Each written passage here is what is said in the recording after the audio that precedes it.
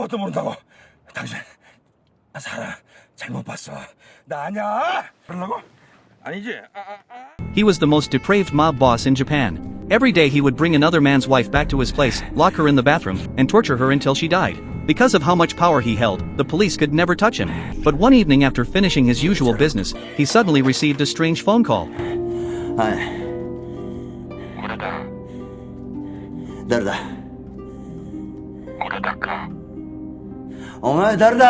The person on the other end kept asking him to confirm his name and said absolutely nothing else. That irritated him enough that he hung up immediately. But a second later, something felt off. He quickly called his men downstairs to come up and protect him, except nobody picked up. That could only mean one thing: something had already gone wrong down there. He grabbed his shotgun, pulled the curtains shut in a panic, and aimed the barrel toward the staircase, planning to wait for whoever was coming. But he had underestimated his visitor entirely. The assassin had already slipped up the outside of the building, climbed through the window, and was standing right behind him. This assassin was not an ordinary man. He was a top-level intelligence operative from South Korea, known in the field as the elevator god of war. 8 years earlier, he had carried out a covert operation for the higher-ups, the kind that couldn't be acknowledged. Once it was done, those same higher-ups decided the cleanest way to bury the secret was to bury him along with it. Fortunately, his direct superior was a decent person and arranged a fake identity for him ahead of time, giving him a chance to flee the country. Before leaving, he took an enormous risk just to see his girlfriend one last time. Even if she couldn't come with him, he at least wanted a proper goodbye. But he never made it to the hotel room. The people sent to kill him were already waiting at the elevator doors.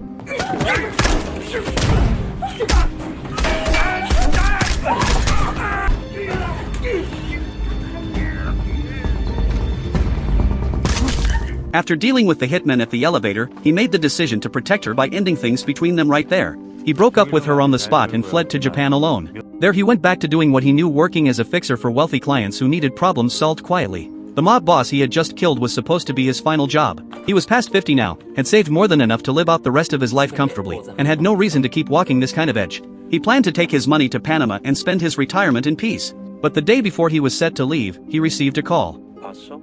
It was his old superior, someone he hadn't heard from in 8 years. Just hearing the man's voice told him it wasn't going to be good news. His superior asked him to come back to Korea to identify a body. When he heard who the deceased was, he had no way to refuse. It was his former girlfriend. Nobody knew who she had crossed or what had happened. The only thing the authorities had confirmed was that she was killed in Thailand. Thai police had found her identification in her wallet and returned the body to Korea. She had no immediate family. The only other things in that wallet were a few photos of herself and his phone number, which was how his superior had tracked him down.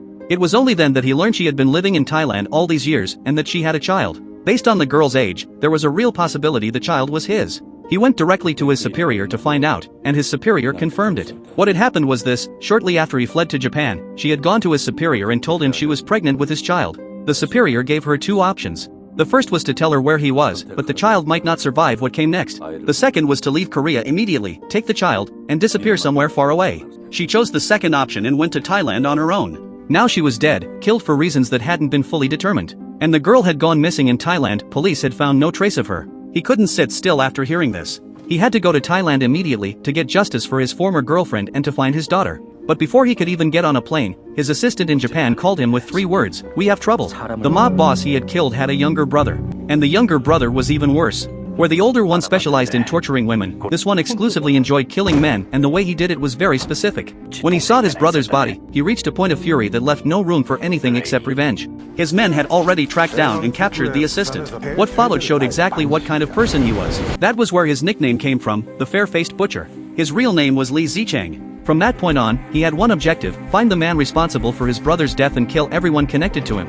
Meanwhile, he had already arrived in Thailand. He knew people were coming for him, but finding his daughter came first. After doing some digging and using his contacts and instincts, he began to piece together what was happening. In the chaotic underbelly of Thailand, there was a thriving black market for human organs and trafficking. The people running it disguised themselves as real estate agents. They specifically targeted immigrants, foreign nationals who had moved to Thailand and had young children. The bait was simple: unusually cheap properties in nice locations, enough to bring in buyers looking for a deal. Once a buyer was hooked and had their money ready, the operation kicked into gear. Since most foreign workers had day jobs, they relied on local babysitters to take their kids to and from school.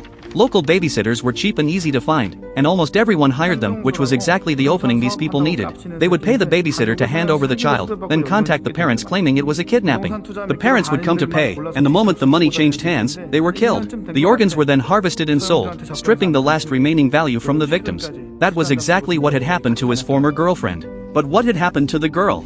To find out, he tracked down one of the fake real estate agents, a middle-aged man who was still running the same scheme on a new victim, completely unaware of who was watching him. After the man finished with his mark and returned to his car, he was knocked out from behind, loaded up, and driven out to an empty stretch of road outside the city. At first, the man played tough. No matter what he was asked, the answer was the same, I don't know. So other methods were applied. After losing a finger, the man started talking. He confirmed he had been part of the plan to kill the former girlfriend. But when asked about the little girl's whereabouts, he gave the same answer again, I don't know. The pliers came out again, this time aimed at his ear. The man begged to be let go, and he was, in a manner of speaking, whatever hope had remained was gone. What was left was only the drive to keep going. At the same time, Lee Zicheng had traced things back to Korea, where his men killed the former superior. After that they moved on to Thailand, found the home where the former girlfriend had been living, and learned that she was already dead and the girl had vanished, apparently taken by a babysitter. Lee Zicheng put money into finding the babysitter. He was led to an abandoned warehouse and told the people he was looking for were inside.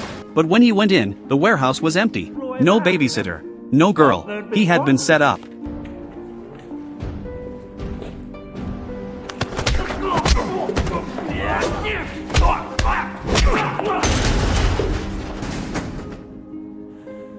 After what happened in that warehouse, the person who had tricked Lee Zicheng was too frightened to try anything clever again. He had no choice but to cooperate and help find the people Lee Zicheng was looking for. What he didn't know was that it didn't matter anymore because the babysitter and her husband had already been taken by him. When he heard what the babysitter had to say, a fragment of hope came back. The babysitter said that she had been sold to an underground organization. They had come to collect the girl themselves, so the babysitter didn't know the organization's address.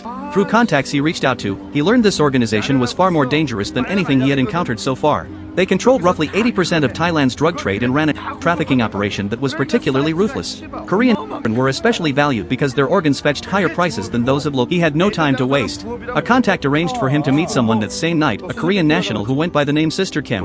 She had come to Thailand as a man but was now somewhere in the middle of transitioning. The surgery was only half complete because she hadn't saved up enough for the rest. The deal was straightforward, help find the girl, and the money from the job would cover what she needed to finish. Because she worked the nightlife circuit and knew all kinds of people, Sister Kim was able to track down a number that dealt in children fairly quickly.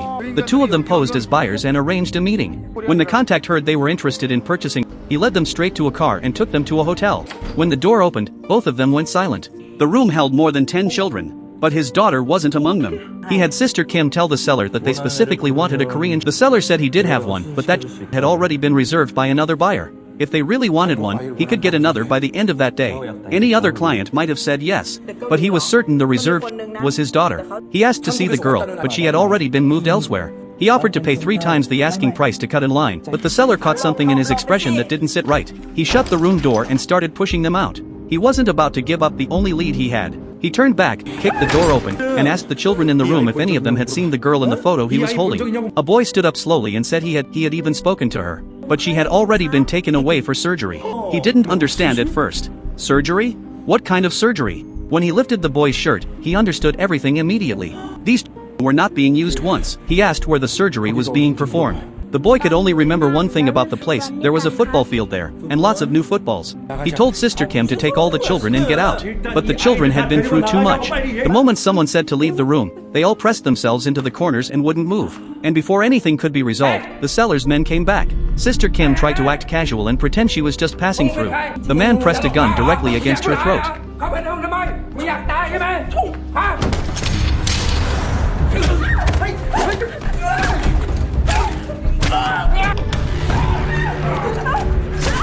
He demanded to know where his daughter was being operated on.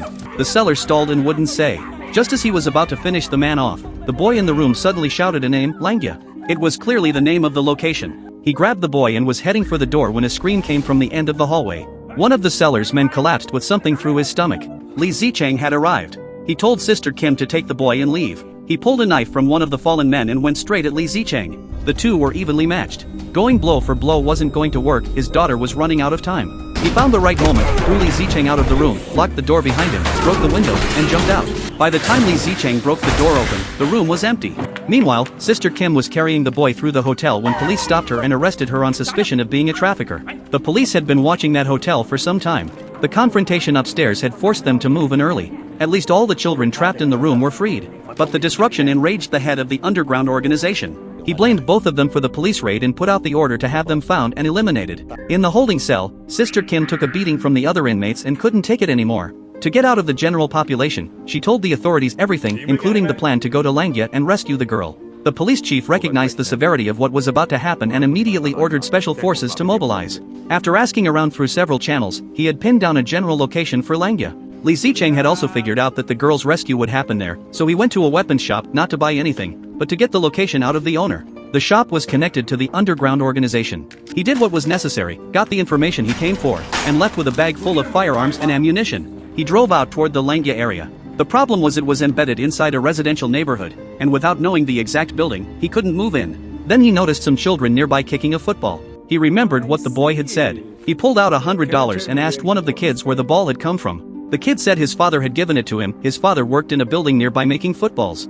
That was Langya. On the surface it operated as a football manufacturing facility. Underneath that, it used the footballs as cover for drug shipments. And somewhere deep inside that building, his daughter was being held in a room. Maybe it was something that only a father and child could feel between them, but she seemed to sense something. She walked to the window. He was in the building across from her, watching the facility's movements, and happened to look up at exactly the right moment to see her. Seeing that she was alive and unharmed, he finally let out a breath. But before he could work out a way to get her out, a man came and put the girl into a van. She was being taken to surgery. He went after them immediately.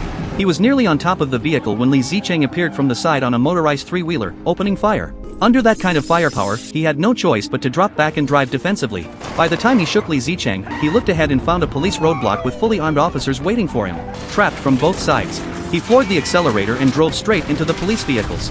The truck was solid enough to push through, and he got out of the encirclement. Li Zicheng, now at the back, became the new target for the police. He used a grenade to punch through their line as well. He abandoned the truck and ran toward the building where the surgery was being performed.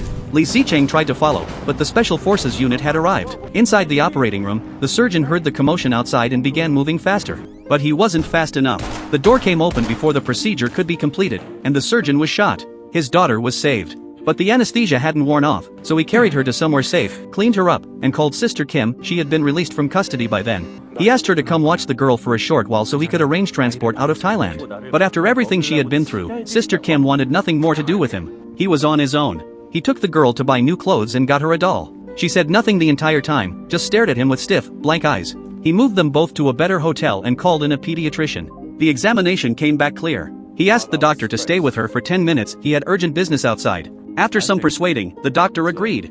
He moved quickly and finalized the arrangements for a boat out of the country, paid a large sum, and turned back to get the girl. But when he reached the hotel, several large men were sitting outside the entrance. He knew something was wrong. He tried to get upstairs fast, but there were men waiting inside the elevator too. He was good enough to fight his way through, but there were too many of them. By the time he got out of it, he had taken multiple stab wounds. He pushed the room door open and found Li Zicheng already inside waiting. What had happened was this: after escaping the special forces, Li Zicheng had strapped explosives to himself and gone alone to find the head of the underground organization, a man named Chavez. He explained the situation. The target had already rescued the girl and could disappear at any moment. Li Zicheng needed help. And Chavez was furious about the police raid that had destroyed one of his operations, an attack he blamed on both of them. The enemy of his enemy was his ally. They made a deal. Chavez provided the manpower. Li Zicheng provided the muscle. Together they would find the target and finish him. He had nothing left to fight with. But just as Chavez's men were about to move in, Li Zicheng pulled out his pistol and shot all of them. He had decided he didn't want to share the kill with anyone. He wanted to be the one to end it himself. He hired 2 of Chavez's remaining men, had them bag up the target and carry him to a location he specified, then took the girl and left ahead of them. What neither of them knew was that Sister Kim had been waiting in the parking garage. After refusing to help earlier, she had spent the time thinking it over and started to feel guilty. While she was still debating with herself, she watched a hooded figure get shoved into a car by 2 men. She decided she was done being a bystander. She followed the vehicle and got him out. Ignoring his wounds, he immediately went after Li Zicheng's car. He closed the distance gradually and managed to get in front of him. Without stopping, he raised his gun and fired.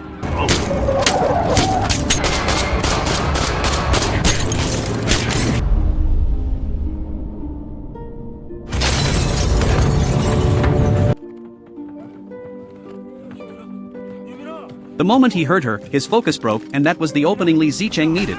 The blade went into his chest. He knew he was finished. But he used everything that was left to get the boot open and get her out.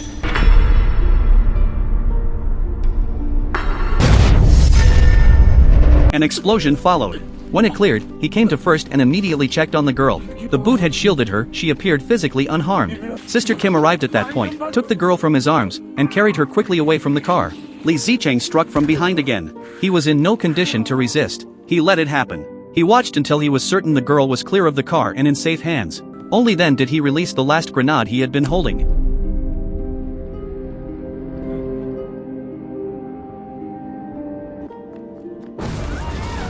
At the end of it, Sister Kim took the girl to a train station and opened a storage locker. Inside was a passport and a large amount of cash. He had arranged it all beforehand. She honored what he had wanted. She took the girl to Panama, and the two of them settled into a quiet life there, one without anyone coming after them.